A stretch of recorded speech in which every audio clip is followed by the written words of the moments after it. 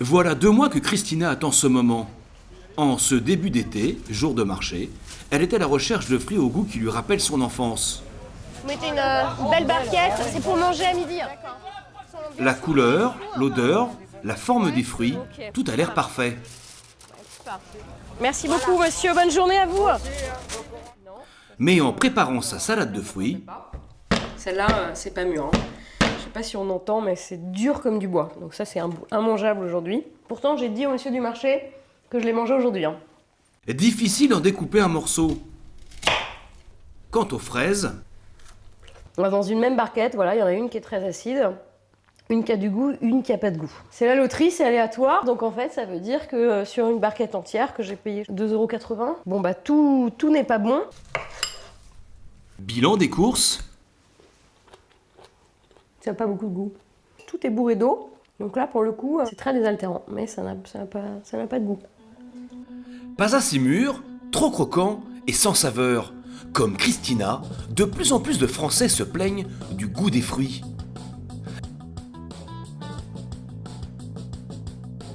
« 60% des sondés jugent les fruits ni mûrs ni sucrés.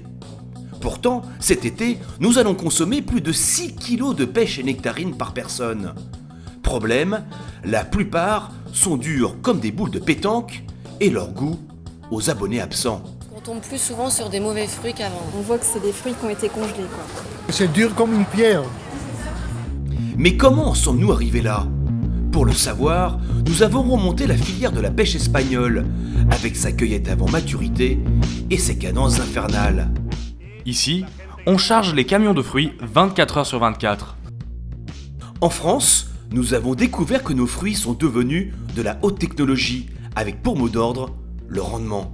Mais alors, la bataille du goût est-elle définitivement perdue ? Pas sûr. Des consommateurs, des agriculteurs se battent pour sauver les saveurs d'antan. On s'en fout qu'il soit minable, c'est dans la bouche que ça compte. Il existe un endroit unique en France où sont gardées précieusement les anciennes variétés menacées de disparition. L'intéressant dans la variété ancienne, c'est qu'il y a des différences de goût, et que vous retrouvez des goûts.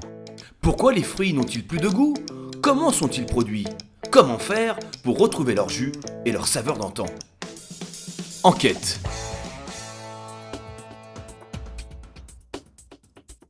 Toulon, en pleine zone commerciale, au milieu du béton, un oasis de verdure attire notre attention. Bienvenue au domaine des Olivades. Son propriétaire, Daniel Villon, est régulièrement menacé d'expulsion. Son jardin d'Éden de 10 hectares résiste aux envahisseurs, une autoroute, le rail, des lotissements et des supermarchés. On est entouré par la ville qui est en train de nous encercler complètement, quoi. Nous, on est plutôt enracinés, parce que c'est une terre qui nous vient de nos ancêtres depuis 1804.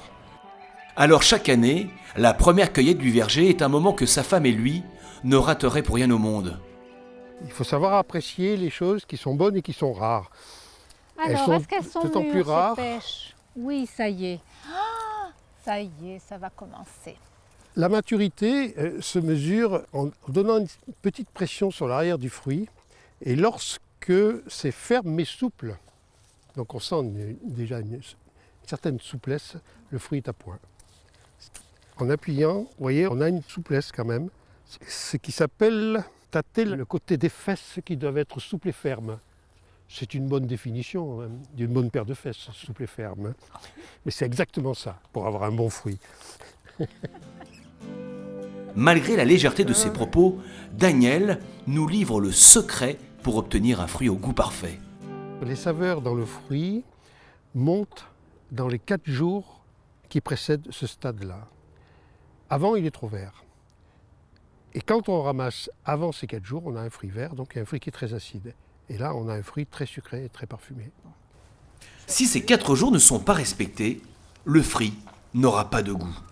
Daniel contrôle donc ses brugnons un à un sur plusieurs jours.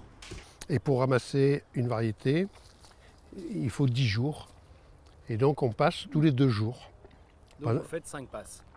On fait 5 passes pour récolter toute la Il y a une année, ça a duré 20 jours. Soit 10 passes par arbre. Mais leur cueillette préférée reste celle des abricots de variétés anciennes. Ça y est, t'en as pris un sur la tête. Le fait juste de le toucher, normalement il tombe dans la main. S'il ne tombe pas dans la main, c'est qu'il n'est pas encore à point. Celui-là, il va tomber tout seul. Tac. C'est quelque chose où quand on le mange, on a les doigts de pied qui se croisent. Ces abricots sont loin d'être des canons de beauté que l'on nous sert sur les étals. Il est minable. Mais on s'en fout qu'il soit minable, c'est dans la bouche que ça compte. Il n'y a pas que la vue. C'est un petit abricot. Mais bon. Moi je crois qu'il ne faut pas forcément, par modernisme excessif, perdre ça, quoi. C'est pas gros, c'est pas rouge, mais c'est exceptionnel sur le plan du goût. Voilà. Denise et Daniel fonctionnent en AMAP, c'est-à-dire qu'ils partagent leur récolte avec leurs abonnés. Ces derniers, comme Isabelle, payent 27 € par semaine un panier composé des récoltes hebdomadaires. Le prix est peu élevé, car sur un marché, cette cagette coûterait le double. Dans les premières pêches et les premiers brugnons, les premières tomates. Et par rapport à d'autres magasins où ça fait des milliers de kilomètres, ça n'a pas le même goût, quoi. Mais là, c'est vrai que c'est du bonheur à l'état pur, c'est un régal, hein, vraiment. Cueilli à maturité dans la journée et consommé le soir même. Le secret pour la meilleure des dégustations. Bon appétit et régalez-vous bien.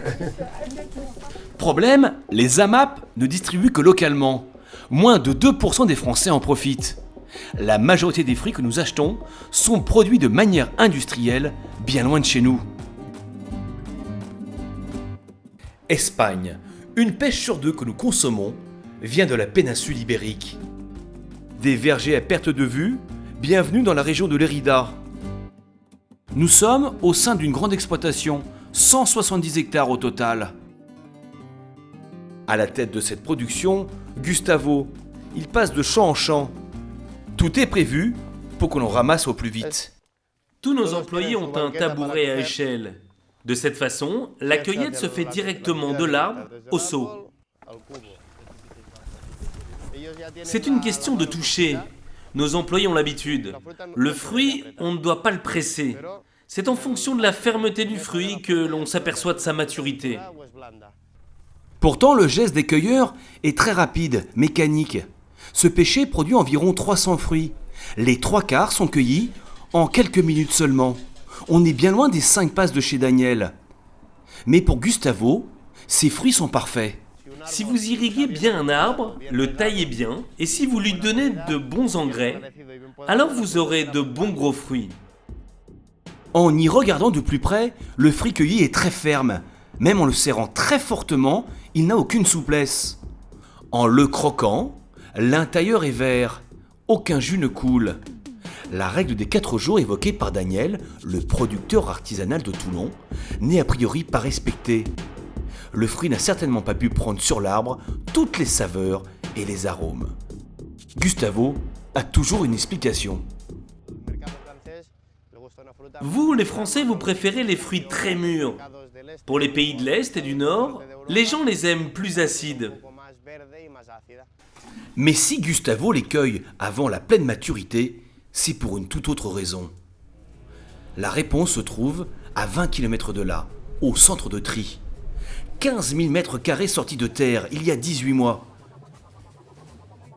Victoria, Manuela, il faut y aller. Il est 10 heures. Telle une armée, l'équipe de jour prend la relève. 500 personnes travaillent dans cette usine qui tourne 24 heures sur 24, à un rythme effréné. En 1 minute, ces femmes vont trier 4 tonnes de fruits. Ici, je mets les produits qui sont trop mûrs, je les jette. Jeter des fruits mûrs, le monde à l'envers. À la tête de cette usine, Carlos, le frère de Gustavo. Ils vendent dans toute l'Europe. En raison d'une main-d'œuvre moins onéreuse, ses prix sont 20% moins chers que les productions françaises. Et pour s'assurer de l'excellente maturité de ses fruits, il a investi. En chemin, je vais vous montrer la machine contrôle qualité. Dans la région, il est le seul à posséder cette machine. Elle indique le taux de sucre, l'acidité ou encore la fermeté du fruit. Pour cette nectarine, le taux de sucre est à 10,1. C'est un minimum. Un fruit bien sucré est plutôt à 12 ou 13. Quant à l'indice de fermeté, à 2 ou à 3, la nectarine serait parfaitement mûre. Ici, il est de 4. Idéal pour le transport, d'après Carlos. La fermeté est de 4, et à 4, ce fruit est comestible. On pourrait le cueillir à 3, mais si on l'expédie à 3, la marchandise arriverait sans doute à 2, et ne satisferait plus les critères de vente du fait qu'elle serait trop molle. Pour des questions de transport, ces fruits sont donc cueillis avant la maturité idéale. Durs, aucune chance de s'abîmer. Nous lui faisons remarquer qu'à cause de cela, ces fruits sont trop croquants et manquent de goût. Comme son frère, il a réponse à tout. Dans 2 ou 3 jours, il sera mûr. C'est correct. Certaines personnes cherchent ce côté croquant. Vous savez, il y a des millions de personnes dans le monde et c'est chacun son goût. Ce fruit sera un peu plus tendre que maintenant. Mais pour moi, je le trouve correct. Un consommateur qui va le manger en fin de chaîne va préférer un fruit un peu plus tendre.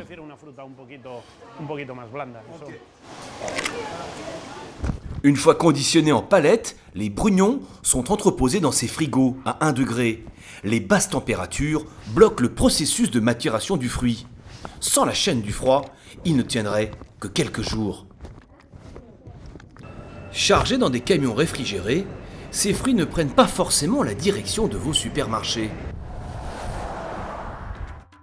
La plupart des camions espagnols terminent leur voyage à la plateforme Saint-Charles, dans l'extrême sud de la France, à Perpignan. Les productions de tout le bassin méditerranéen transitent ici. Sur 25 hectares, des hangars appartenant à des entreprises d'import-export. Les fruits achetés sont aussitôt revendus pour le marché français ou européen. C'est la fraise et la fraise. Bon, c'est bon, le camion est là, il a le frigo qui fonctionne? Oui, c'est bon. C'est bon, impeccable. Olivier Salès, courtier en fruits, réceptionne des fraises. Elles ont mis plus d'une demi-journée pour arriver du sud de l'Espagne. Dans quelques heures, elles repartent pour l'Angleterre. C'est livré dans 5 jours. Dans 5 jours. 5 jours de transport, oui. Tant que ça arrive à Paris, de Paris ça prend le bateau et ainsi de suite. Voilà. Les marchandises ne traînent pas. Dans les 24 heures, tout est réexpédié. Olivier reconnaît que si les fruits n'ont aucune souplesse, ce n'est pas que pour une question de transport. Les magasins auraient leur part de responsabilité. Les magasins, après, si c'est trop souple, ils refusent, nettement. Parce qu'ils veulent du fruit qui va tenir en rayon. Ah oui. Donc nous, on est obligé de servir un produit qui est un peu plus... un peu moins mûr. Voilà. Après le transport, le stationnement sur les plateformes, la livraison dans les centrales d'achat des grandes enseignes, et enfin la mise sur les étals des supermarchés, le fruit peut passer au minimum 3 jours et au maximum 10 jours dans la chaîne du froid.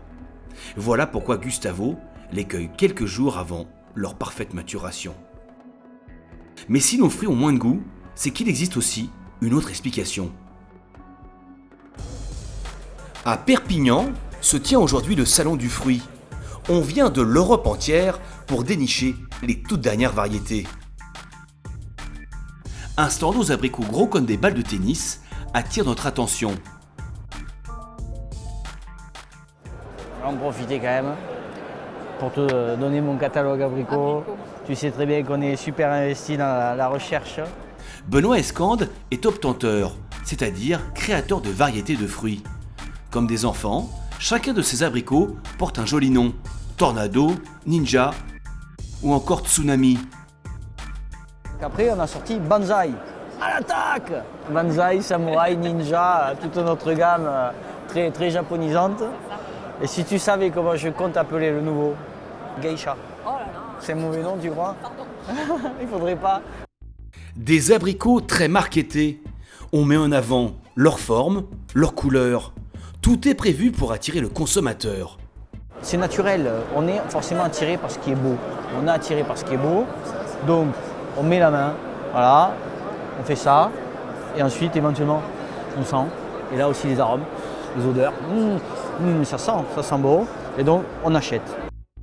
Chaque variété possède sa fiche descriptive. Si le goût est évoqué, on met d'autres arguments en avant. Tornado, par exemple, résiste à tous les temps. Tsunami, il a une belle couleur. Ninja, un bon rendement. Il est même signalé comme un abricot sans défaut. Car ces nouvelles variétés se plient aussi aux exigences des agriculteurs. Parmi les 2000 producteurs clients de Benoît, il y a Laurent. Il cherche à diversifier son verger et se laisserait bien tenter par Tornado. Et tu vas en cueillir là-bas des frais et tu vas pouvoir les goûter sur l'arbre maintenant. Et pour le convaincre, Benoît n'y va pas par 4 chemins. Bon, ça va? T'as trouvé facilement? Avec son gros 4x4, il emmène Laurent dans un showroom à ciel ouvert de 14 hectares. Benoît a investi 300 000 € pour pouvoir montrer aux agriculteurs sa gamme d'arbres fruitiers.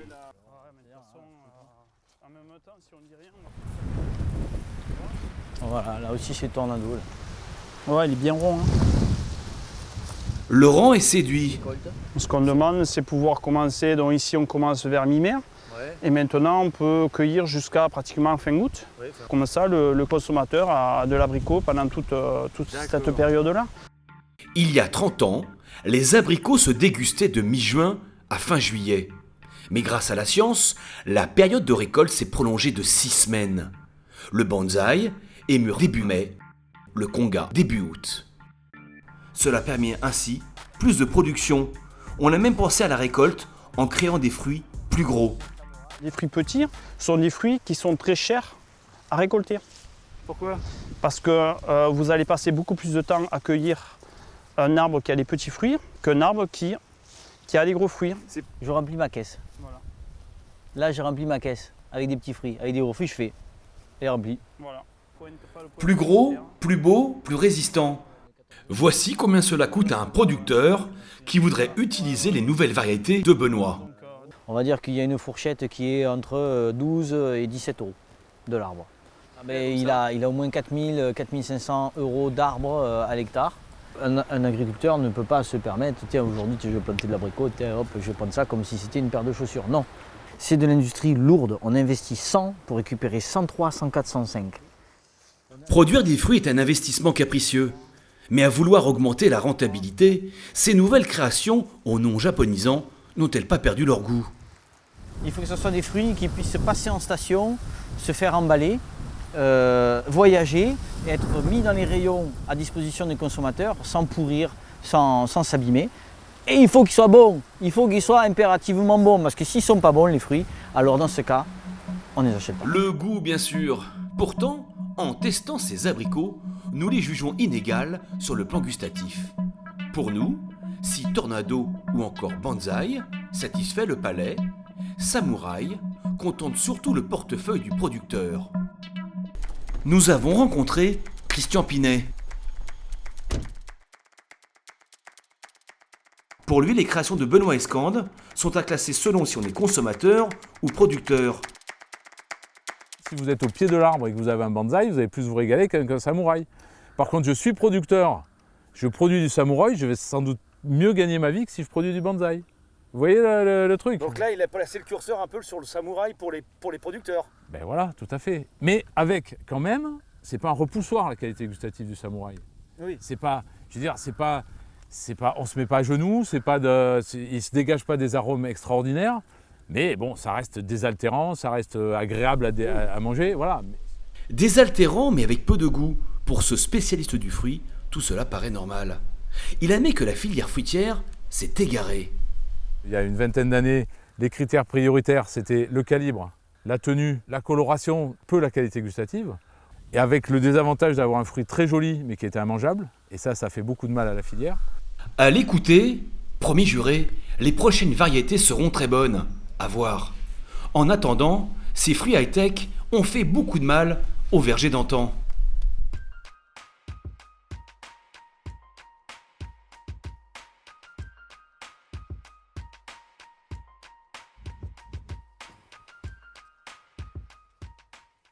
Comment allez-vous? Très bien, Jean-Pierre Talichet. Daniel Bouillon. Merci de nous accueillir.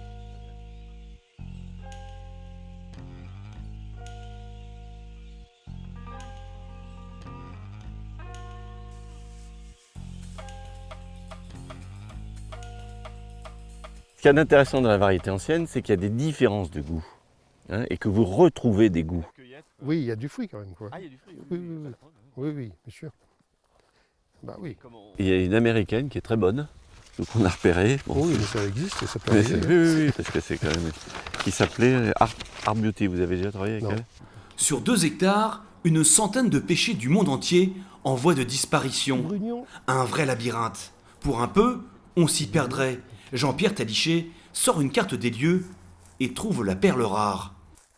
Donc ça, c'est une très bonne variété du sud-est, et assez précoce, quoi, et qui correspond un peu... De plus, elle n'a besoin ni d'engrais, ni de pesticides. Mais si elle a disparu, c'est qu'elle a un défaut. Si vous voulez, ces variétés n'ont pas forcément des rendements très élevés, il faut qu'on soit bien clair. Hein. Si au lieu de ramasser 80 kg sur l'arbre, j'en ramasse 40, mais que c'est des pêches fabuleuses, je préfère ramasser 40 kg que 80 kg de pêche qui n'ont pas de goût. Avec la logique de productivité du toujours plus, des centaines de variétés anciennes très goûteuses ont disparu. Abricots, pêches ou d'autres fruits comme la tomate, tous ont succombé. On a les mêmes variétés qui sont cultivées dans tous les gros bassins de production. Si on prend la tomate, il y a 5 variétés de tomates cultivées depuis la Hollande jusqu'au Maroc, quoi. Bon. Il y a 10 000 variétés de tomates sur Terre. Hein. Il y a 5 qui sont cultivées. Et en même temps sur la planète. Mais sur les pêches, c'est pareil. Et pour Daniel, les nouvelles variétés, issues de manipulations scientifiques, ne sont pas à la hauteur. Que ce soit les pêches ou les abricots, ce qu'on recherche, c'est le standard. C'est la fermeté, c'est la résistance, et la qualité gustative intervient bien après tout ça, quoi. Mais alors, la bataille du goût est-elle définitivement perdue? Pas sûr. À 80 km de là, Velleron, dans le Luberon. C'est jour de marché avec les producteurs locaux. 2 hommes s'arrêtent à tous les stands. Ronan Evin et Nicolas Chaban sont surnommés les chevaliers du goût. Non, là, il n'y a rien à dire. Hein. Là, c'est bon, là. Ça, c'est équilibré, il n'y a pas d'acidité. C'est parfait. Leur objectif, révolutionner la filière du fruit. Des pêches bien juteuses, mûres à point. La chemise, elle a failli passer. Ronan en salirait presque sa chemise. Il n'en faut pas plus à Nicolas pour proposer aux producteurs de l'aider à se développer. Le principe en fait de ce qu'on a développé, alors là évidemment, quand il y a un travail comme le vôtre, c'est pas possible que les gens confondent une pêche, 2 passes, je ramasse tout, mûr, pas mûr, je fais du frigo. Alors, quand c'est cueilli à maturité, c'est la défense du goût. Ce qu'on veut, c'est que ce soit le meilleur possible. Donc c'est là où on a marqué variété gustative et on a même rajouté produit cueilli à maturité. Nicolas et Ronan ont un but, guider le consommateur. Leur stick informe que le fruit a été cueilli à maturité et qu'il est issu de variétés gustatives, pour la plupart anciennes. Pour nos mousquetaires du goût, il faut gagner la bataille du fruit, pour tout le monde et partout dans l'Hexagone. On n'a plus vraiment cette sensation de bonheur quand on mange un fruit. Or, il existe encore des gens qui produisent par passion et qui ont vraiment envie de faire véhiculer ce produit gustatif jusqu'au bout. Il faut les repérer, il faut les signaler, ces fruits, pour que tout le monde en France puisse enfin consommer des bons produits. Cette année, ils ont accordé à 120 producteurs le droit d'apposer ce stick. Ils ont parcouru la France entière, 60 000 km, pour aller tester, noter et médailler des fruits aux goûts exceptionnels. Pour la médaille, ils ne demandent rien aux agriculteurs. Reste à leur charge le coût de fabrication de l'hologramme infalsifiable, soit 7 centimes l'unité. Mais pour remporter leur bataille, ils doivent convaincre le supermarché. Car 8 fruits sur 10 que nous consommons sont achetés en grande surface. Voilà. S'il vous plaît, bonjour. Monsieur Keller, enchanté. Alors ce matin, à Nantes, nos chevaliers du goût ont organisé une rencontre. David Keller, l'homme au costume, et le directeur fruits et légumes de Monoprix. Benoît Lopez, un producteur de fraises nommé La Capella. Elle est née en 94, je crois. D'accord. Après, en production, elle est rentrée en production peut-être 2-3 ans après. Objectif, que les barquettes médaillées de Benoît dépassent la diffusion locale pour être distribuées sur toute la région parisienne. David Keller vérifie sans trop s'y connaître que les fraises seront bien cueillies à maturité. Celle-ci, elle est à peine mûre pour la cueillette. Alors justement, Benoît, quels sont les critères qui permettent de dire telle fraise est à maturité, je l'accueille, Les sépales, quand ils se retroussent comme ça autour de la queue, c'est un signe de maturité. Avec des fraises mûres, il ne va pas falloir que cela traîne dans les frigos. Entre le moment effectivement où on passe la commande et le moment où on est livré, comme le disait Renan, on est sur un maximum de 48 heures, sachant qu'on ne commande uniquement les besoins des magasins. Donc il n'y a pas de stockage sur nos entrepôts, donc on est sur un produit qui part directement dans les magasins et qui va être vendu rapidement. Donc il n'y a pas ce stockage. La Capella s'affiche à 12 € le kilo, 3 fois le prix de celle d'Espagne. Une différence qui s'explique entre autres par le rendement. Un plant de fraises Capella produit 4 fois moins de fruits que des plants de fraises issus de l'agriculture intensive. On ne fait pas le jeu égal avec l'Espagne, moi ça me va très bien d'ailleurs. Mais en termes de goût En termes de goût, on fait la différence, c'est pour ça qu'on est toujours là, sinon on ne serait plus là. Si on était au même niveau gustatif que la fraise d'Espagne, il y a longtemps qu'on aurait disparu. Au final, Monoprix commande 5 tonnes de cette fraise. Pour le rôle de courtier en fruits, Renan et Nicolas prendront leur commission, environ 10%. Les magasins seront livrés dans 2 jours. Le lendemain matin, pour Nicolas et Renan, c'est un grand jour.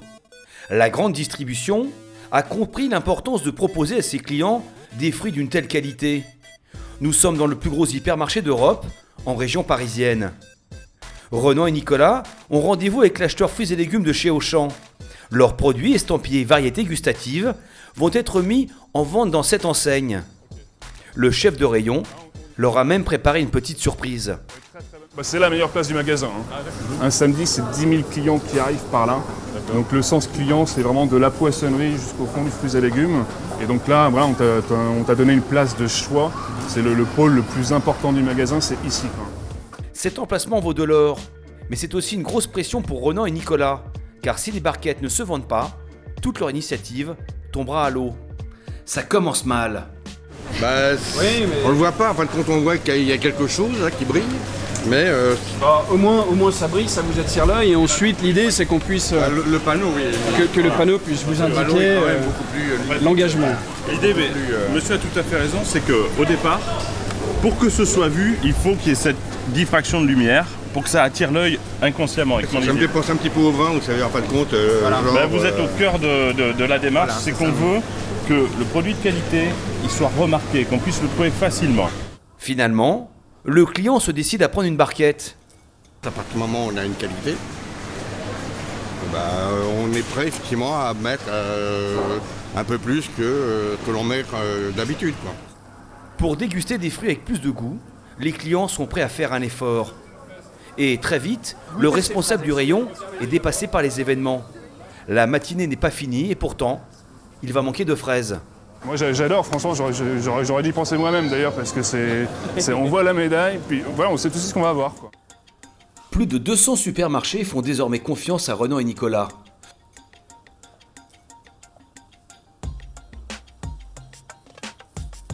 Mais le seul défaut de ces produits cueillis à maturité, c'est leur durée de vie, 2 ou 3 jours. Si bien que les pièces bien vertes ont encore un bel avenir, comme ce citron, cette pêche.